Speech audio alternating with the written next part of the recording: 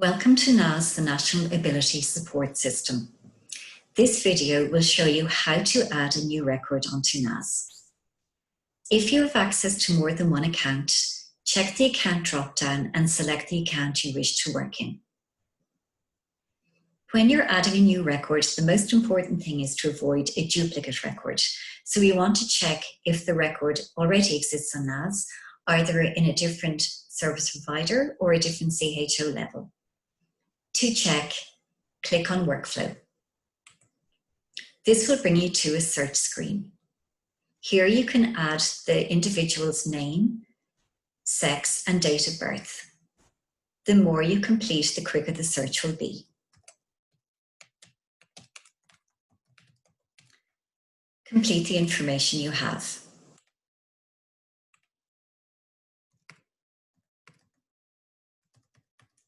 And click Search Service User.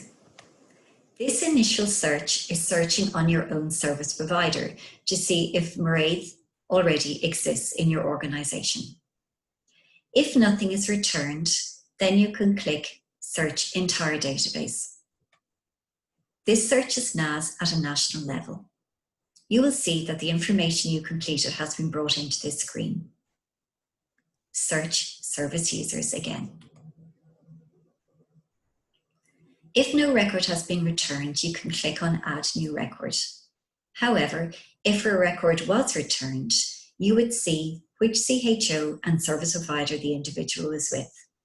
You can then contact your HSE database manager and ask them to transfer the record to you. In this case, there is no other Mairead O'Reilly on the system, so we can click on Add New Record. Most of this pop-up screen has already been populated from the search screen, except the IHI. The IHI is the Individual Health Identifier. This is a number that is being rolled out by the HSE, but you may not have it as yet. It is not mandatory, so you do not need to complete it. The service provider automatically defaults to who you are, and it knows this from your login account. Click Save. This will bring you to the main record for Mairead.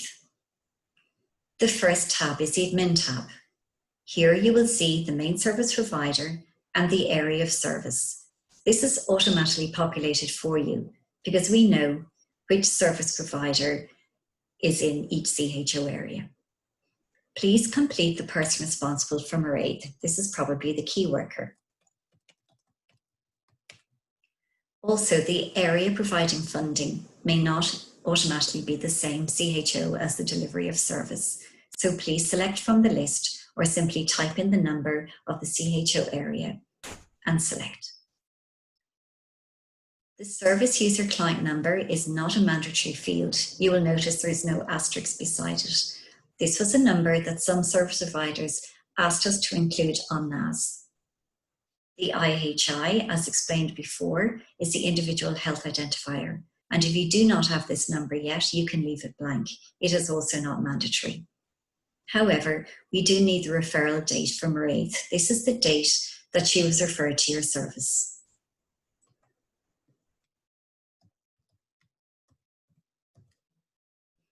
The old NID or NPSTD number is for records that were migrated from the old system. Because this is a new record, there will be no number. It is not relevant. Hit Save and Next to bring you to the next tab.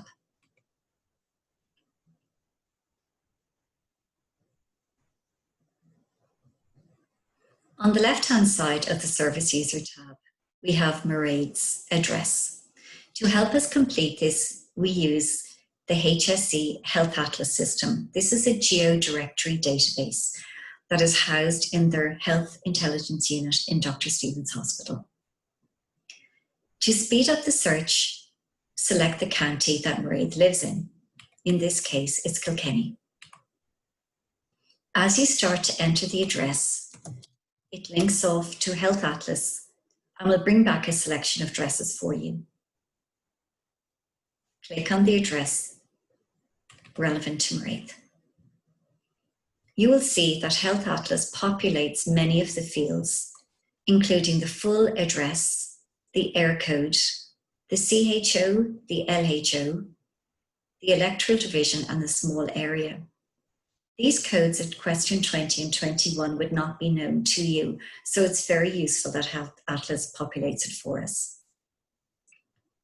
If you want to start your own research or run reports, you can look at these areas if you want to look at prevalence of maybe diagnosis in particular areas, or if you are planning a new day service or a community house, you may want to see how many of your service users are coming from this particular area.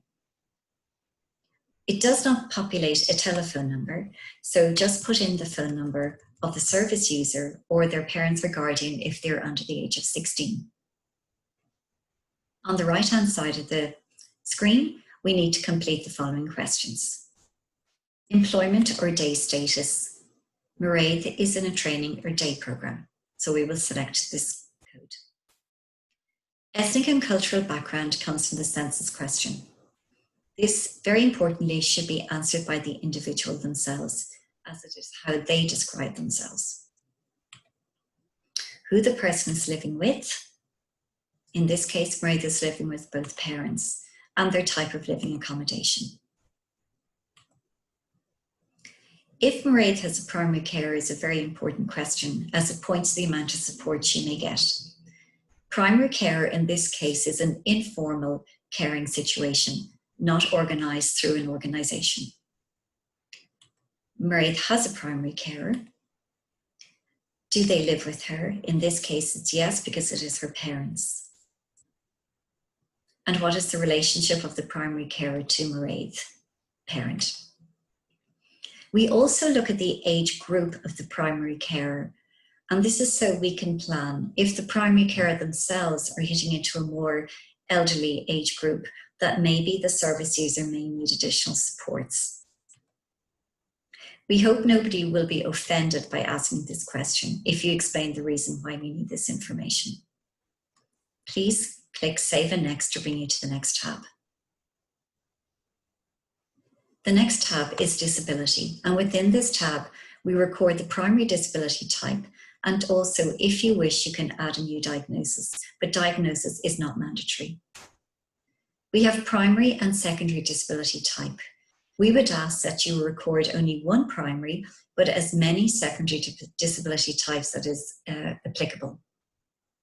Mairead's primary disability type is intellectual. This should be the disability type that presents most difficulty for the individual.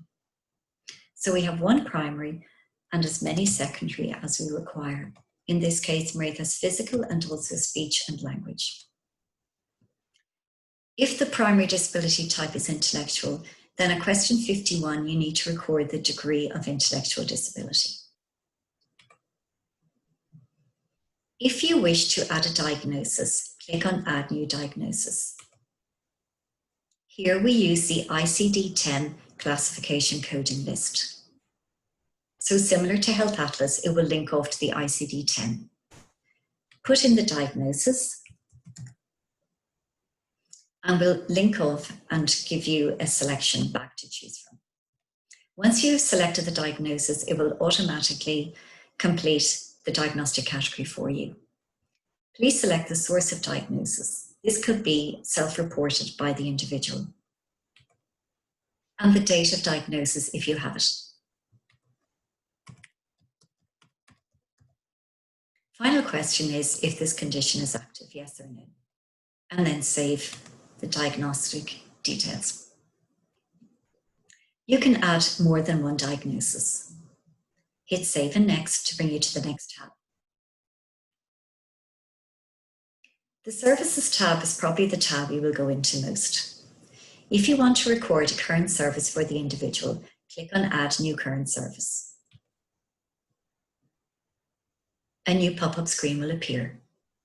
The service provider will default to who you are, but if you want to record a service on behalf of a secondary service provider, simply click into it and either select from the list or type the name of the service provider.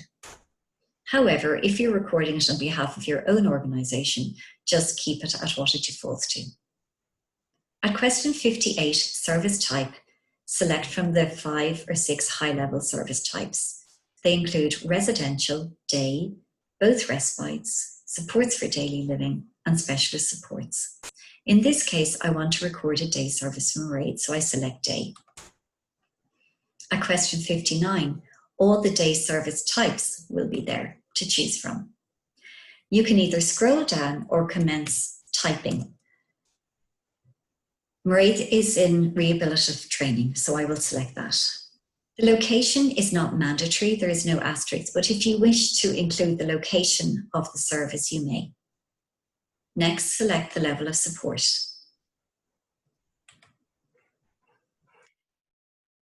Enter the start date that Mairead started this service.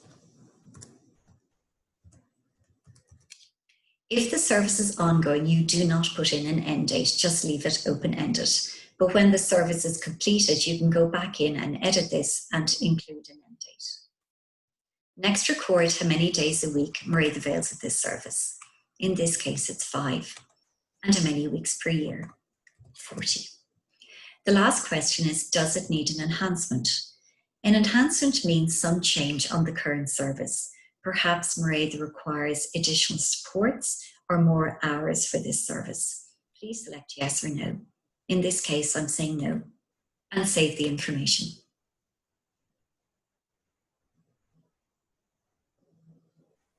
You will see in the output that there are actions of view, edit, or delete. If you need to make any changes, you can go into edit and the pop-up screen will appear and you can make a change to that service. Let's add a new current service again. This time I'm going to add a specialist support. So I will select that from the list. And the type of specialist support is behaviour therapy. Again, you can complete location if you wish to.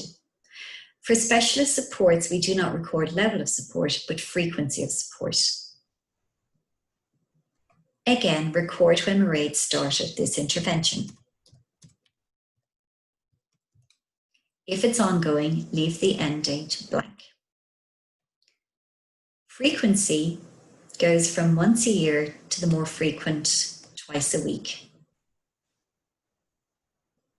If Mairead receives this on a more ad hoc basis, you can always select as required instead, if it is not a regular intervention. And again, does this require an enhancement in the next 12 months? I'm going to say yes, and then save it.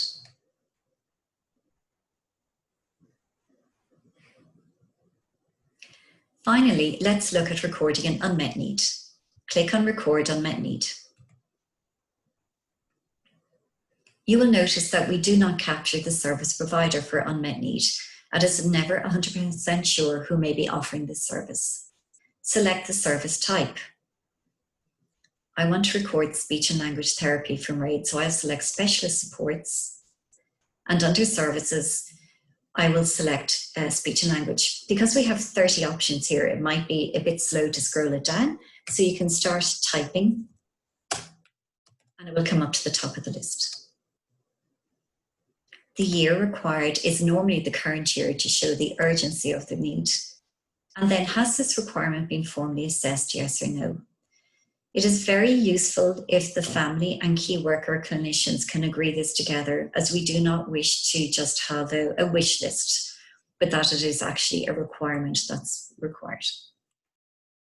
Save.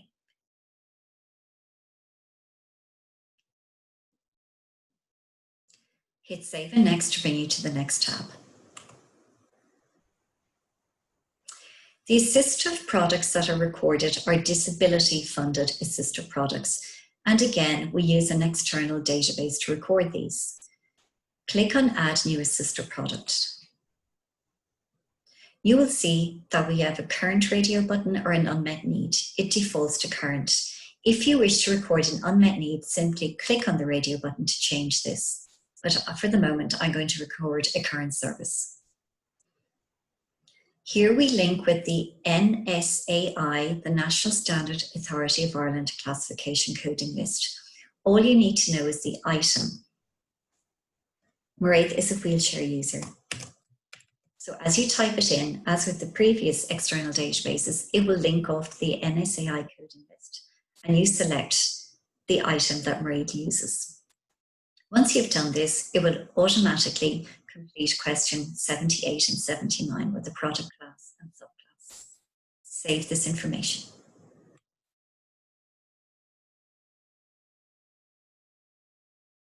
The next tab is the outcomes measure. The outcomes measure is WHODAS, WHODAS. It is the World Health Organization Disability Assessment Schedule. You will see here that it is grayed out. This is because Mairead's primary disability type was intellectual, and at present we do not complete the outcomes measure for people whose main primary disability type is ID. However, if the service user is over the age of 16 and their primary disability type is not ID, you can complete this section.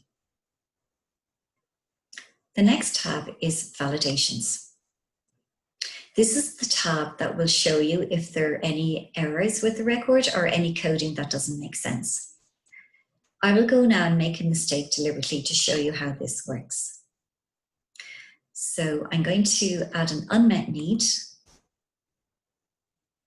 The service type is day, and I'm going to select sheltered work.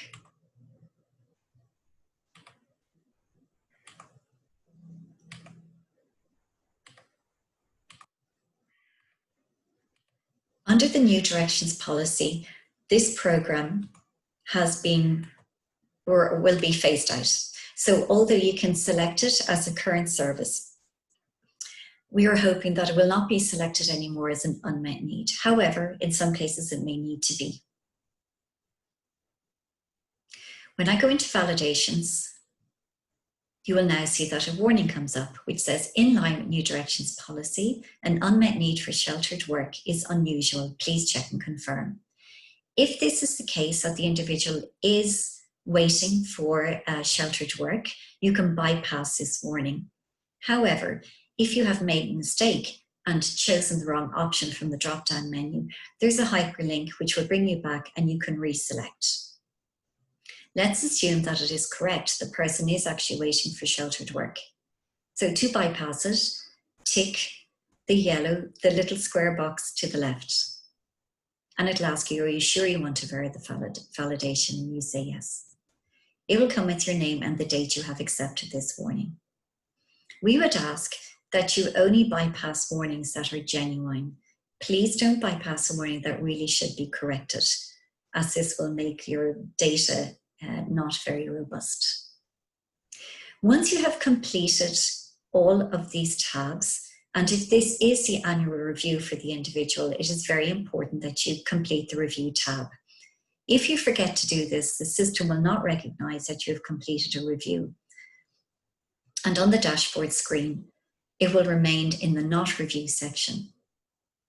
To complete a review, click on the tab. You will see that it will open a screen with a few questions. Please complete the date of the review.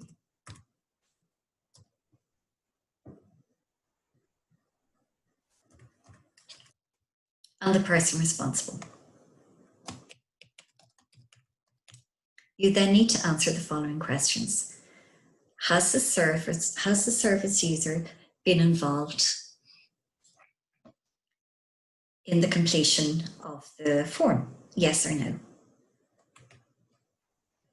Please answer this accurately.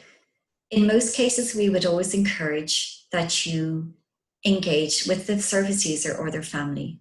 But in 2020, because of COVID, it may have been very difficult for you to make contact with them. So I'm saying no. Have other service users been involved in the completion of the form? Yes or no? And does the person have a written person-centered plan?